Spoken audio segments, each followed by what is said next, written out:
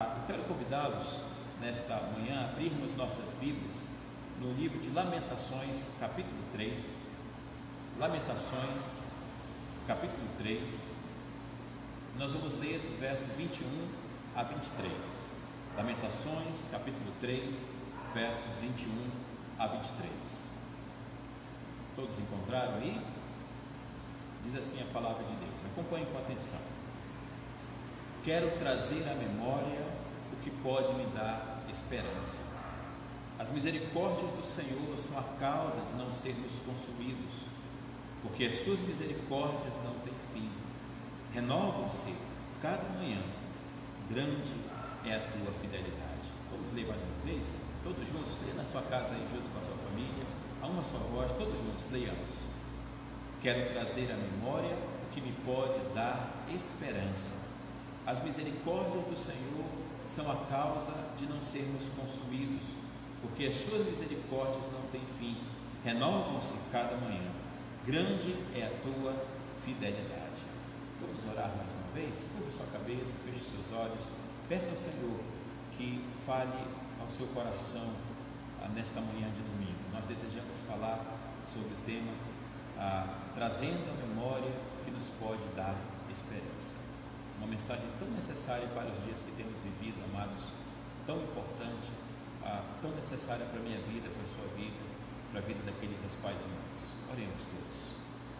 Senhor nosso Deus e nosso Pai, queremos bem dizer, adorá-lo, Senhor, porque o Senhor é bom e a sua misericórdia dura para sempre. Nos diz a tua palavra que bondade e misericórdia do Senhor tem nos seguido, tem nos acompanhado em todos os nossos dias, e não é diferente neste dia de domingo, nesta manhã. Não foi diferente durante esta semana que passou e não será diferente no dia de amanhã.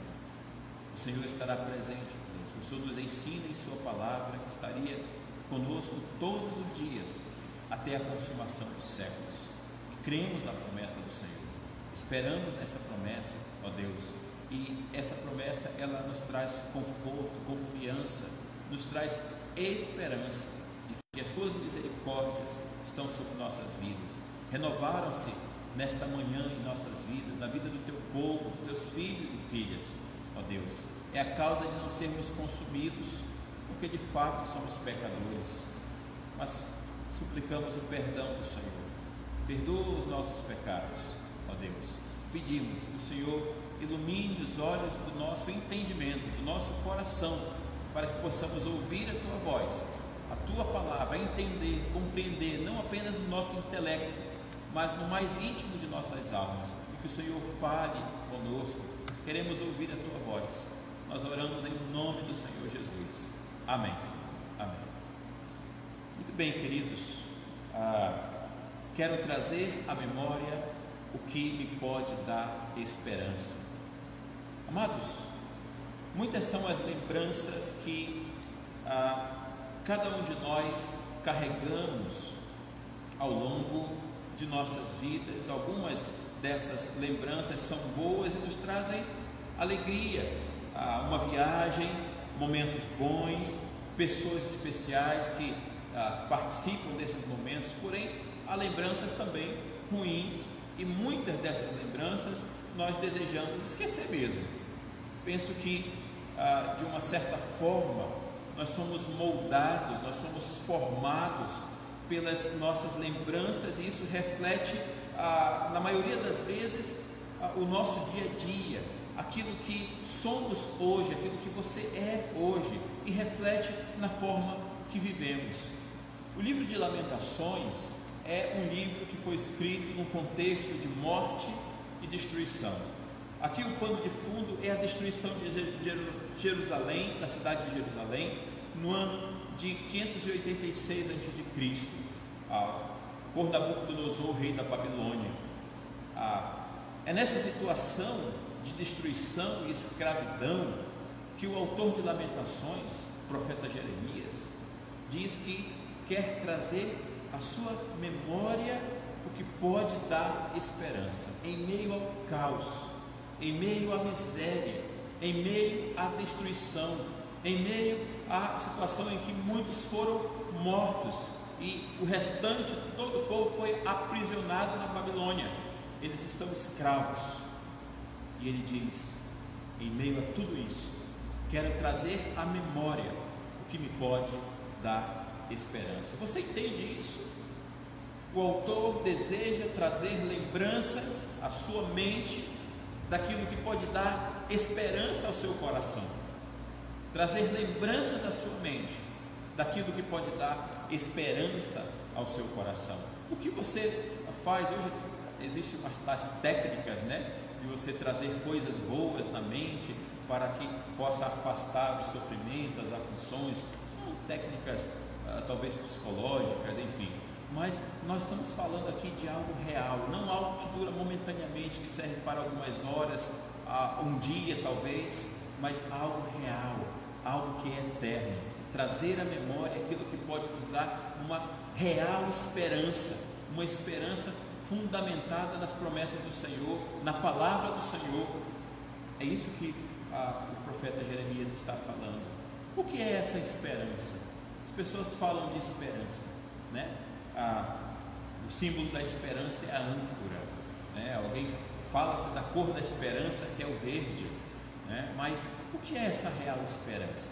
Qual a definição de esperança que nós temos? A Bíblia define esperança como literalmente esperar, mas não de qualquer forma, não de qualquer jeito, não esperar sofrendo, não esperar sem expectativa, não esperar sem a esperança, mas é a confiança na realização de um desejo, de uma expectativa, é a confiança na realização de algo que estamos na expectativa, que aguardamos, e é uma confiança profunda de que realmente aquilo irá acontecer. Essa esperança tem como base a confiança em Deus, a confiança em Deus. E não dá para ser diferente. Não dá para confiar nas pessoas que muitas vezes falham conosco, porque são pessoas pecadoras, limitadas. Não dá para você confiar completamente em mim. Não dá para que eu possa confiar completamente em alguém, porque essa confiança, essas pessoas, nós como seres humanos somos limitados, somos pecadores, mas nós podemos confiar no Senhor. Acredite, nós podemos confiar em Deus. Essa esperança da qual estamos considerando nesta manhã, meditando, ela está intimamente ligada à definição de fé, que diz a Escritura também em Hebreus capítulo 11, que é a certeza de coisas que se esperam, a convicção de fatos que se não veem. Essa esperança também está ligada a isso, queridos, e Cristo é a nossa esperança. Cristo é a nossa esperança. Muitos de nós hoje temos dificuldades em recordar fatos, acontecimentos ou até compromissos do nosso dia a dia. Nós somos esquecidos, e uns mais do que outros, é verdade.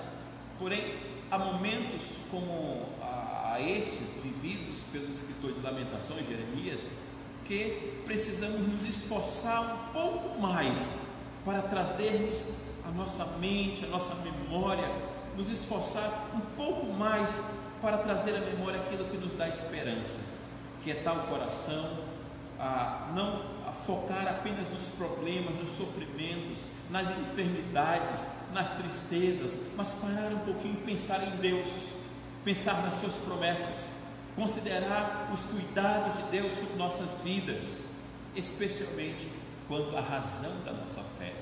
A fé que é revelada na Escritura não é uma fé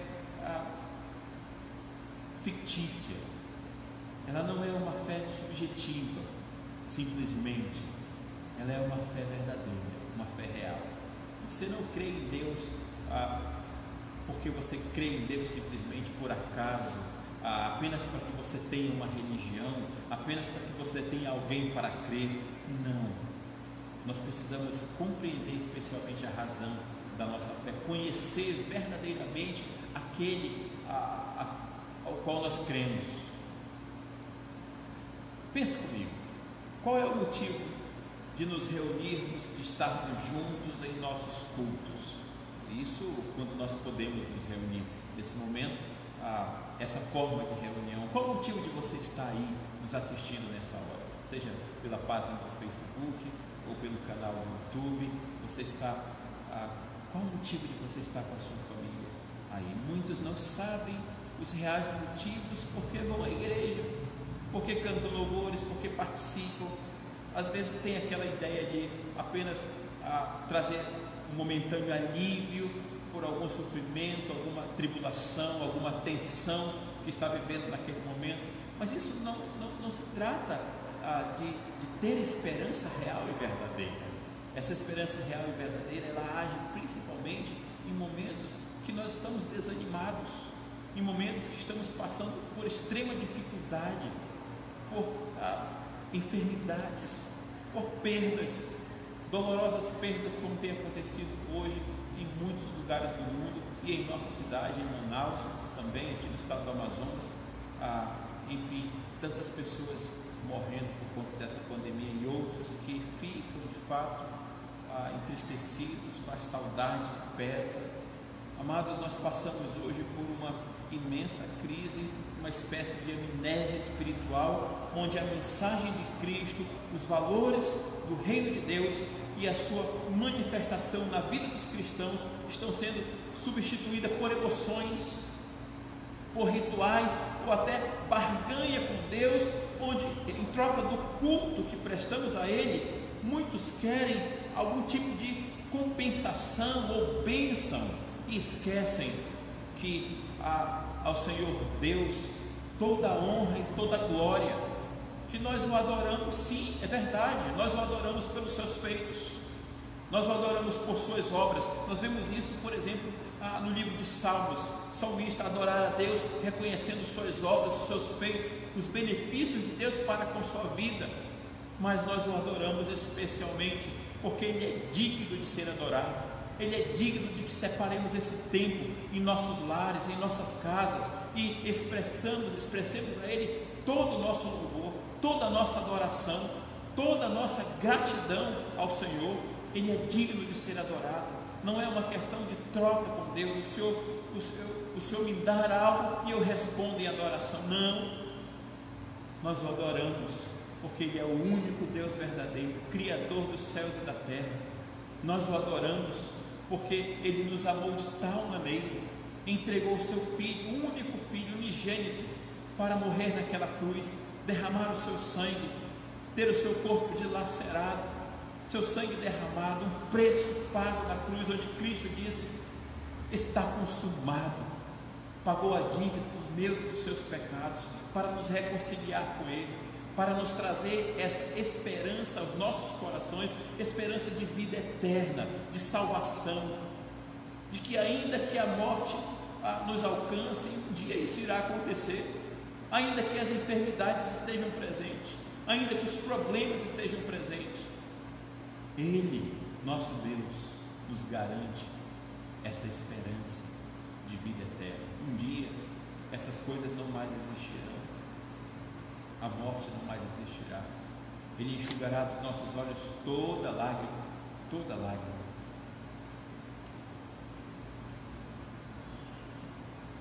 Amados,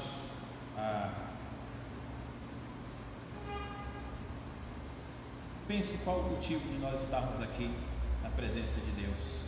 Qual o motivo?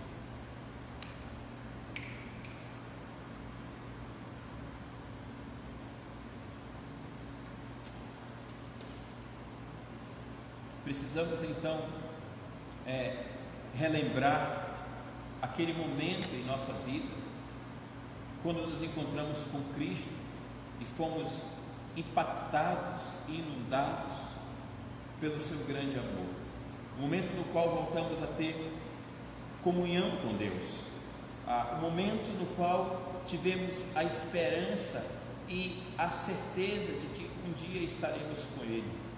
O livro de Apocalipse, ele chama isso de primeiro amor, a volta ao primeiro amor. Você já percebeu que há uma diferença na vida daqueles que vêm à igreja, né? tem alguns que já estão há muitos anos na igreja. Talvez você esteja aí 2 anos, 5 anos, 10, 20 anos servindo ao Senhor. Mas há aqueles que estão chegando, são os novos convertidos, por exemplo. E é visível na vida desses, especialmente desses novos convertidos, toda aquela empolgação, todo aquele interesse, toda aquela busca pelo Senhor, o desejo de aprender, o que parece não acontecer muito, por exemplo, com aqueles que depois de um tempo começam a como que ficar mais acomodados, parece que como que a sua fé mais fria, sem aquele interesse de ler a Escritura como fazia antes, de buscar a Deus em oração como fazia antes, de participar dos cultos como fazia antes. Você consegue lembrar dessas experiências desse tempo? Mas o que pode me dar esperança? Para o povo de Israel, somente em Deus havia esperança de salvação e restauração. Eles conheciam a Deus. A sua fé era baseada num Deus libertador e misericordioso que andava sempre ao lado de seu povo. A situação em que se encontravam, no entanto, era a mais triste possível. Morte, doença, destruição minavam a esperança do povo. Agora eles eram escravos. Por causa de sua desobediência, Deus os levara para o cativeiro. Eles podiam, o Jeremias e o povo podia ficar sem esperança. Uma pessoa ou um povo sem esperança, sem o sentido da vida, já está derrotado ou vencido. Imagina, por exemplo, um lutador ou um jogador sem esperança.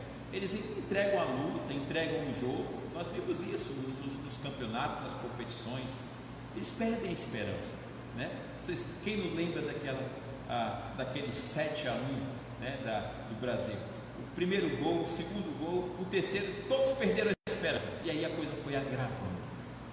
É assim que acontece muitas vezes conosco. Isso não é muito diferente quanto à perspectiva de vida. Porém, se estes tiverem um mínimo de esperança, ele continuará a lutar, continuará a viver.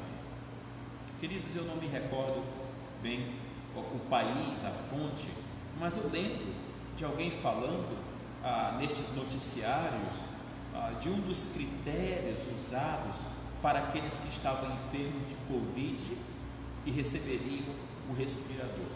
Não sei se, não vou entrar no mérito do critério em si, mas eu quero dizer para você que eu ouvi isso em um desses noticiários, e era assim: os que estivessem mais desejosos, mais esperançosos de viver, esses receberiam o respirador. Esses seriam atendidos com uma espécie de mais cuidado. Eu ouvi isso. Veja bem, como anda a sua esperança? Quando eu faço essa pergunta, eu estou pensando pelo menos em 2 perspectivas. Uma é quanto a sua relação com Deus, a sua intimidade com Deus, essa esperança que você tem em Deus. Ela só pode ser renovada e fortalecida se você está lendo a sua Bíblia, se você está buscando a Deus em oração, juntamente com a sua família, se você consegue se reunir ao domingo, ainda que nesses tempos difíceis desse estado, e então adorar a Deus com a sua família. Então essa é a primeira perspectiva, né? É quanto você tem se esforçado para estar na presença de Deus, para buscar a presença de Deus e confiar em Deus, para que o seu coração seja cheio dessa esperança.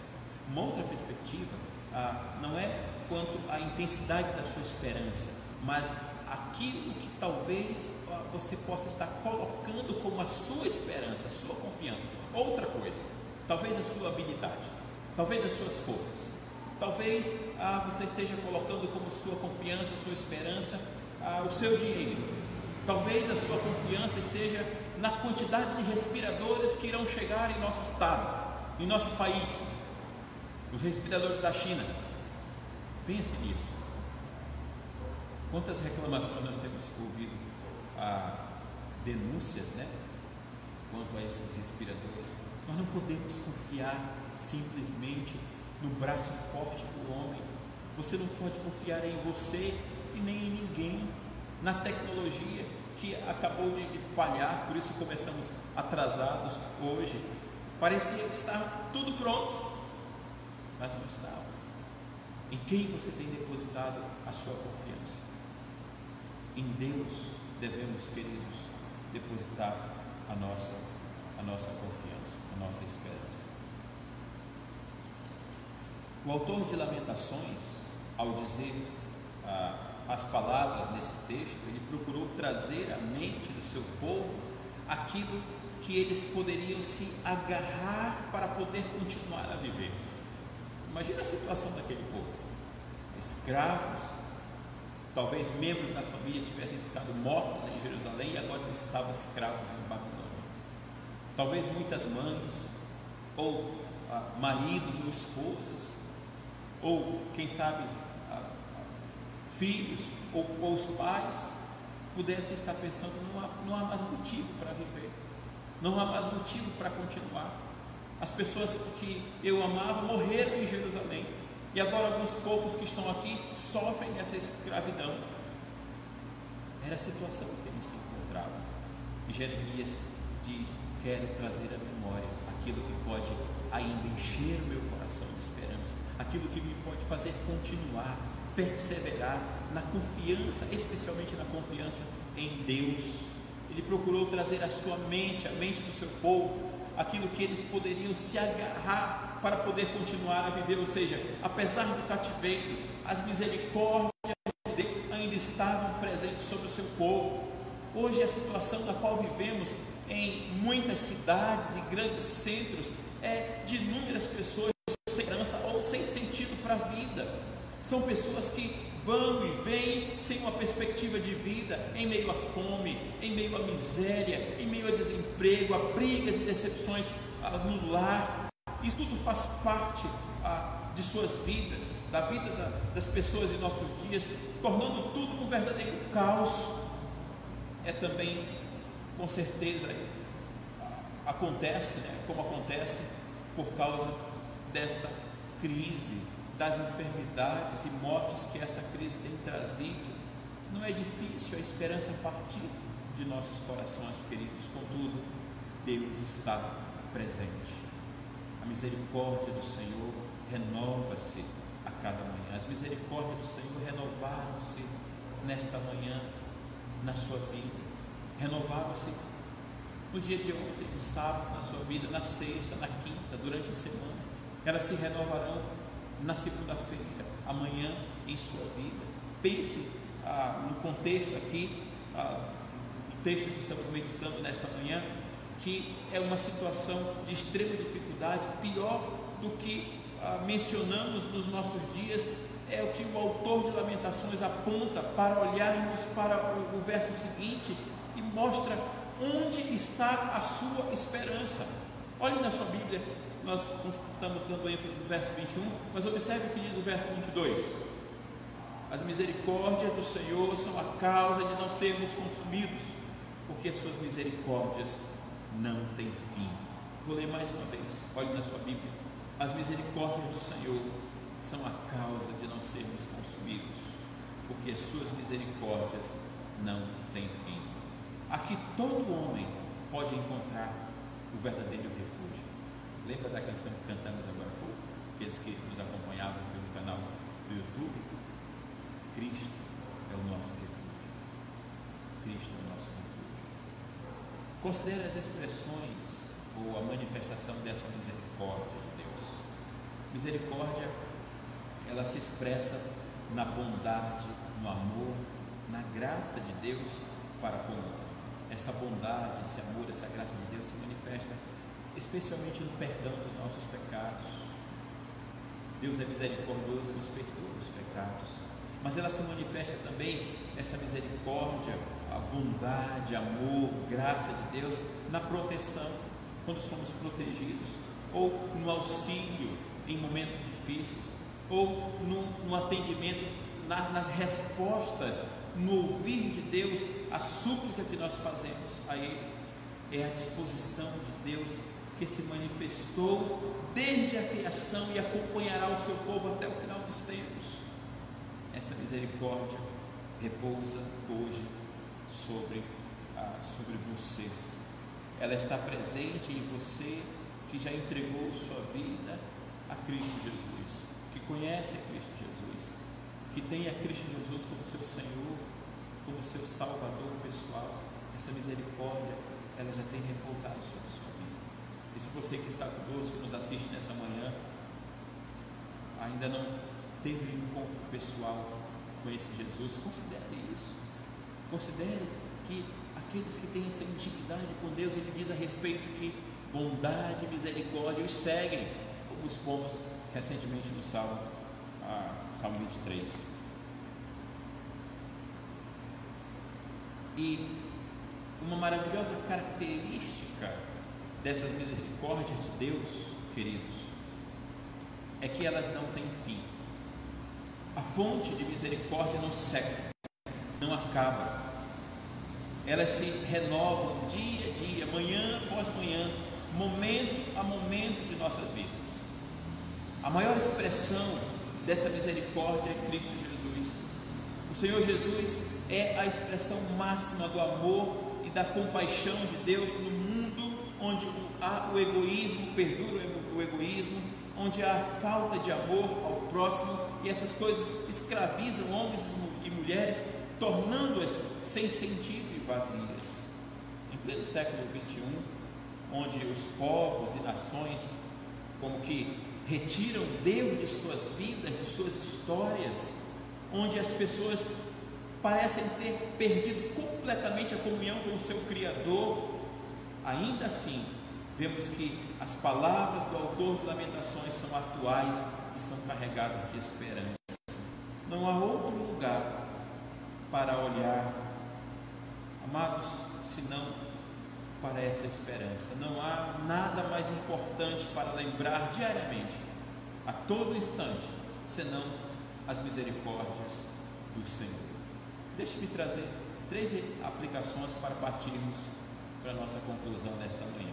A primeira delas é: qualquer que seja as dificuldades com que você tem se deparado ou vier a se deparar, essas dificuldades existirão no mundo até o final dos tempos.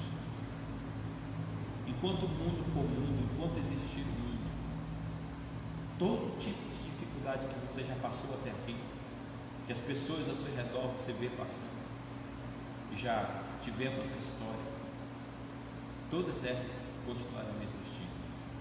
O Senhor Jesus nos alertou, Ele não nos deixa enganados. Ele diz: no mundo tereis aflições, no mundo passais por aflições. Mas ao mesmo tempo Jesus não apenas nos alerta, Ele diz: mas tenha um bom ânimo, eu venci o mundo. O mundo está vencido. É um mundo que permanecerá com as suas dificuldades, os seus problemas, as suas mazelas, os seus males, mas é um mundo que já está vencido pelo Senhor, já está vencido pela palavra de Deus. Contudo, não será possível ter bom ânimo para viver se estivermos distante de Cristo. Não será possível renovar essa esperança, ter essa viva e real esperança, se estivermos distante de Cristo. Ele é a minha única real esperança. Então chegamos à nossa segunda aplicação. Deus é a fonte inesgotável de misericórdia. A primeira aplicação é que os males que nós passamos, eles estarão presentes até o final de nossas vidas, até o final desse mundo. Mas a segunda é que Deus é a fonte inesgotável. Ao mesmo tempo que os problemas, as dificuldades acompanharão esse mundo enquanto o mundo existir, ao mesmo tempo as misericórdias do Senhor são imutáveis. Isso me faz lembrar as palavras do apóstolo Paulo, que diz que onde abundou o pecado, superabundou a graça. Onde abunda a iniquidade, os males do mundo, abunda também, superabundou as misericórdias do Senhor sobre nossas vidas, sobre sua vida. O Deus ao qual servimos é o Pai das misericórdias que repousam sobre nossas vidas, renovando essa misericórdia a cada manhã. Caso contrário, se tivéssemos sido tratados de acordo com os nossos pecados, teríamos sido consumidos há muito tempo, mas temos sido participantes das misericórdias de Deus. Aqui, amados, no texto, a perspectiva de Jeremias, eles estão escravos, mas vivos, debaixo da disciplina de Deus, que como Pai os ama e os disciplina. Considere os pecados da humanidade, pois apesar de passarmos tantos males nesta vida, Ele, o Senhor Jesus, que nosso Senhor é e será nossa final e real esperança. Estaremos para sempre com Ele um dia. Eu quero convidá-los para abrirmos nossas Bíblias em Colossenses capítulo 1, versículos 26 em diante. Olhe na sua Bíblia, diz assim a palavra de Deus: o mistério que estivera oculto dos séculos e das gerações, agora todavia se manifestou aos seus santos. Colossenses capítulo 1, verso 26. Agora o 27 diz: aos quais Deus quis dar a conhecer qual seja a riqueza da glória deste mistério entre os gentios, isto é, Cristo em vós, a esperança da glória. A presença de Cristo em nossas vidas é a nossa real e viva esperança. Esperança do quê? Da glória, não apenas da presença do Senhor, mas da promessa de vida eterna que nos aguarda. E o verso 28 ainda: o qual nós anunciamos, é o que estamos fazendo nesta manhã para você, o qual nós anunciamos, advertindo a todo homem e ensinando a todo homem toda sabedoria, a fim de que apresentemos todo homem perfeito em Cristo Jesus.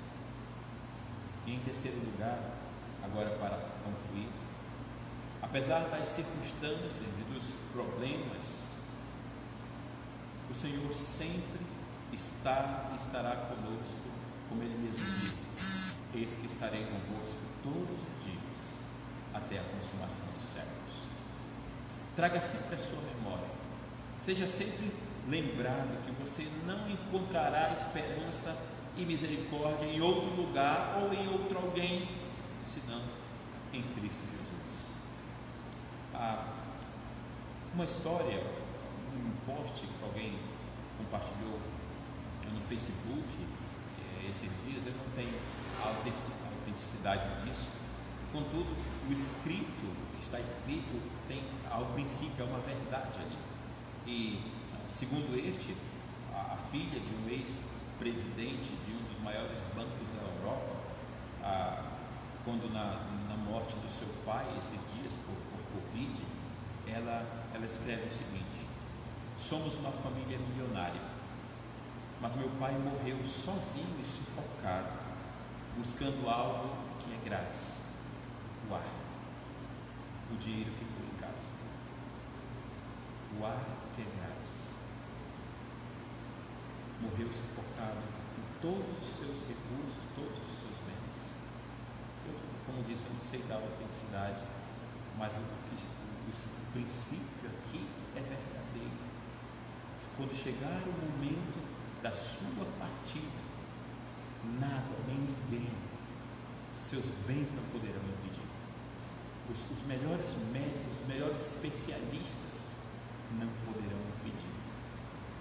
Há um dia que nós viemos a este mundo e tem um dia, um momento, uma hora específica que vamos partir dele. Vamos partir desse mundo e nada poderá impedir. Como alguém disse, você já entrou nesse mundo com um passaporte carimbado para volta, para sair, para voltar. Então nada vai poder impedir. Mas mais que isso, queridos, acontecerá que um dia nós estaremos frente a frente com o Senhor. E aqui está o que deve ser trazido à memória. Aqui está o que nos dá verdadeira esperança. As misericórdias do Senhor não têm fim. Não tem fim. Essas misericórdias do Senhor, elas estão presentes na sua vida. estão presentes na sua vida. E elas podem estar presentes também. Se você não conhece em Cristo, considere isso. Considere as misericórdias de Cristo Jesus sobre a sua vida, a vida da sua família, do seu lar. Em nome de Jesus. Amém. Vamos orar mais uma vez? Vamos? Oremos todos. Senhor, nosso Deus e nosso Pai, nós te agradecemos porque tua palavra nos revela que as tuas misericórdias estão sobre nossas vidas. Obrigado porque por meio dessa misericórdia do Senhor, nossos pecados são perdoados. O Senhor nos ouve quando nos arrependemos, quando desejamos voltar para Ti. Obrigado por essas misericórdias, porque elas são manifestadas quando o Senhor supre as nossas necessidades, a providência do Senhor, nos cuidados do Senhor. As suas misericórdias são manifestadas quando o Senhor nos ouve, quando falamos com o Senhor e expomos tudo aquilo que nos tem trazido ansiedade nos nossos corações, sofrimento, pesar. O Senhor nos ouve. Podemos de fato falar com o Senhor. O Senhor é Deus presente, vivo, real. Enche o nosso coração de esperança, Senhor. Enche o coração daqueles que nos ouvem nesta manhã de esperança, Senhor. Talvez pessoas que estão passando por problemas, por dificuldades, pessoas que talvez perderam aqueles aos quais amavam durante esta crise, esse tempo de vírus. Tenha misericórdia, tenha compaixão. Talvez é aquele que está sofrendo dores nesse momento, padecendo por as dores, os sintomas dessa virose ou de outras enfermidades. Que a tua graça seja sobre essas vidas, ó Deus, nesta hora. Nós falamos com o Senhor porque temos compreendido que o Senhor é poderoso para vir e tocar, ó Deus, e fazer sarar ou renovar a nossa esperança. E renovar a nossa esperança. Renova, Senhor, a tua esperança em nossas vidas. Nós te agradecemos por esse tempo que o Senhor nos concede, pela vida de cada irmão, irmã, cada amigo que nos assiste, que nos acompanha nesta hora pelas redes sociais. Que a tua graça seja sobre suas vidas, suas famílias, nesta manhã e sempre. Nós oramos em nome de Jesus. Amém, Senhor.